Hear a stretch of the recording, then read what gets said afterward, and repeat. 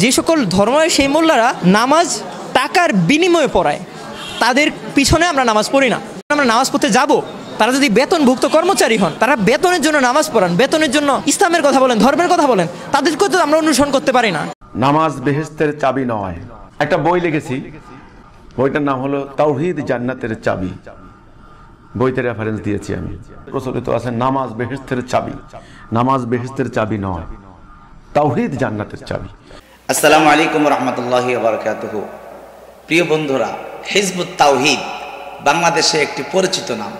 এই হিজবুত তাওহীদ নামের হিজবুত শয়তান, তারা যুবকদেরকে কিভাবে জঘন্যভাবে যুবকদেরকে ধ্বংসের দ্বার প্রান্তে পৌঁছে দিচ্ছে আপনি একবার চিন্তা করে দেখুন। তারা যুবকদেরকে শিখিয়ে দিচ্ছে আলেমদের পিছনে নামাজ পড়া যাবে না, আলেমদের পিছনে নামাজ পড়লে নামাজ হবে না। কেন? তারা টাকার বিনিময়ে, অর্থের বিনিময়ে তারা নামাজ পড়ায়।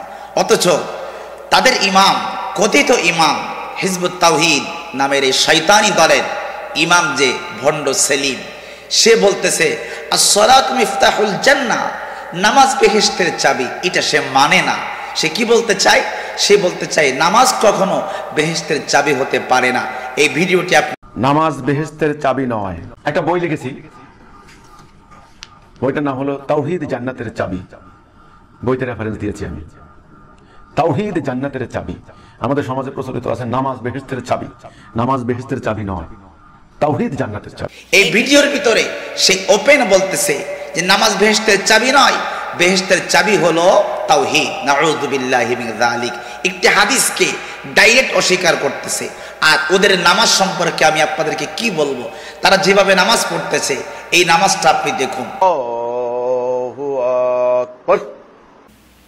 এই নামাজের পাশাপাশি তাদের ইমাম হচ্ছে মহিলা, তাদের ইমাম হলো মহিলা, মহিলাদেরকে দিয়ে তারা নামাজ পড়াচ্ছেন।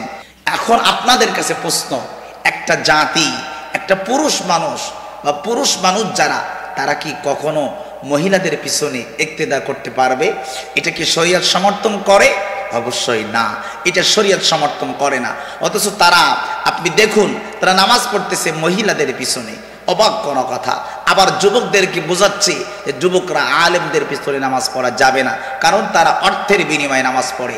তাহলে আপনি যে হাজার হাজার প্রোগ্রাম করতেছেন, শত শত প্রোগ্রাম করতেছেন, প্রত্যেকটি প্রোগ্রামে কি এত টাকা আপনি কোথা থেকে পান?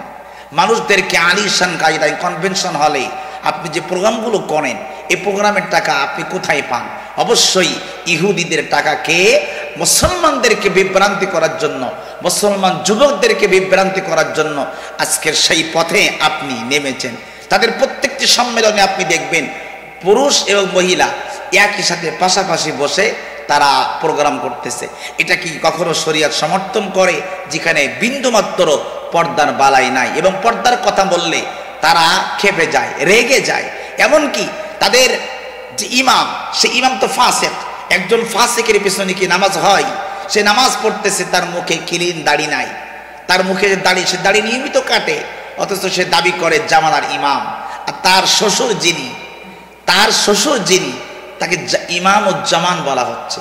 গোটা পৃথিবীতে এত আলেম থাকতে, এত পীর মাশায়েখ থাকতে, মুহাক্কিক বুজুর্গ ব্যক্তি থাকতে, তাদের ইমামকে বলা হচ্ছে ইমামুজ্জামান, অর্থাৎ জামানার ইমাম। তাহলে আমি আপনাদেরকে বলতে চাই, যুবকদেরকে ধ্বংসের দ্বার প্রান্তে পৌঁছে দিচ্ছে এই হিজবুত তাওহীদ নামে হিজবুত শয়তান। এখান থেকে আমাদের যুবকদেরকে বের হয়ে আসতে হবে, এখান থেকে আমাদের মুসলমানদেরকে বের হয়ে আসতে হবে।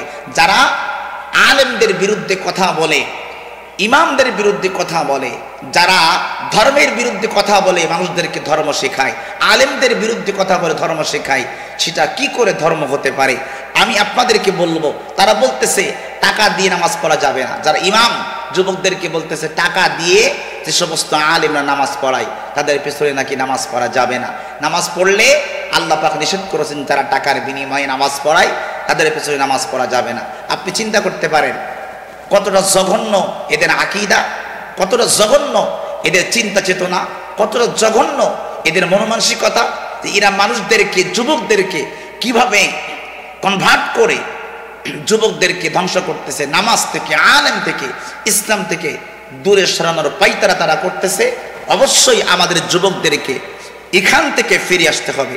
যারা আমার ভিডিওটি দেখছেন আপনাদেরকে বলবো, অবশ্যই হিজবুশ শাইতান, এই হিজবুত তাওহীদ নামে হিজবুশ শাইতানের আকীদাকে আপনি দেখুন, এদের নামাজ আপনি দেখুন, সমাজের কোন শ্রেণীর সাথে এদের নামাজ মিল নাই, সমাজের কোন শ্রেণীর সাথে এদের কথার মিল নাই, সমাজের কোন শ্রেণীর সাথে এদের বাস্তবতার মিল নাই। তাহলে এরা কি করে ইসলামের কথা বলতে পারে, তাওহীদের কথা বলতে পারে, রিসালাতের কথা বলতে পারে, যেখানে আল্লাহ পাক রব্বুল আলামিন কুরআনুল কারীমের মধ্যে পর্দা সম্পর্কে ওপেন আয়াত দিয়েছেন, ওয়াকুল লিল মুমিনাতি ইয়াগুদ্দুনা মিন আবসারিহিন্না ওয়া ইয়াহফাজনা ফুরুজাহুন্না ওয়া লা ইউবদিনা যিনাতাহুন্না, যেখানে আল্লাহ পাক পর্দা সম্পর্কে ওপেন আয়াত দিয়েছেন, যেখানে হাদিসে স্পষ্ট বলা হচ্ছে আস-সালাতু মিফতাহুল জান্নাহ, নামাজ বেহেশতের চাবি, সেখানে তারা এই নামাজকে বেহেশতের চাবি না বলে তারা তাওহীদকে নামাজের চাবি বলতেছে। নাউযু বিল্লাহি মিন যালিক।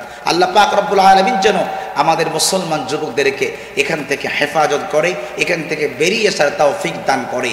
সকলে ভালো থাকবেন, সুস্থ থাকবেন। আসসালামু আলাইকুম ওয়া রাহমাতুল্লাহি ওয়া বারাকাতুহু।